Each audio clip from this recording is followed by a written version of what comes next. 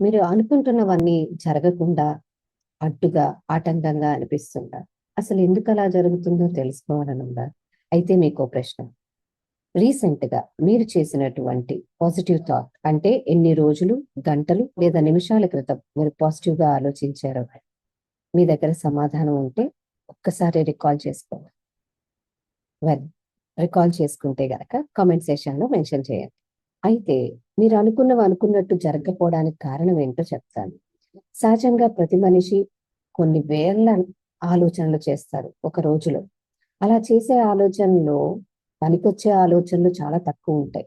అవసరం లేని లూప్డ్‌గా ఉండే థాట్స్ అంటే ఆలోచించిందే ఆలోచించి తనను తాను ఇబ్బందికి గురి చేసుకునే ఆలోచనలే ఉంటాయి. వీటిని అన్‌కంట్రోల్డ్ థాట్స్ అని అంటాం. ఈ అన్‌కంట్రోల్డ్ థాట్స్ అంటే కంట్రోల్ లేకుండా పరుగులు తీస్తున్న ఈ అవసరం లేని లేదా నెగెటివ్ ఆలోచనలే మీరనుకుంటున్నది జరగకుండా మిమ్మల్ని వెనక్కి లాగుతున్న సంకెళ్ళు లాంటివి. ఈ కారణం చేతనే కొన్నిసార్లు ఎంత కష్టపడి పని చేస్తున్నా అంతా మీకు అనుకూలంగా ఉండటానికి, తినడానికి, బంధుమిత్రులతో అంతా బావున్నా ఏదో స్టక్ అయిన ఫీలింగ్ కలుగుతుంది.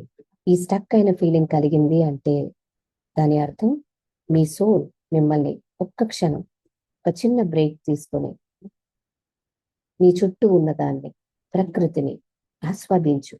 ఈ విశ్వం నీకేం చెప్తుందో వినటానికి ప్రయత్నించు.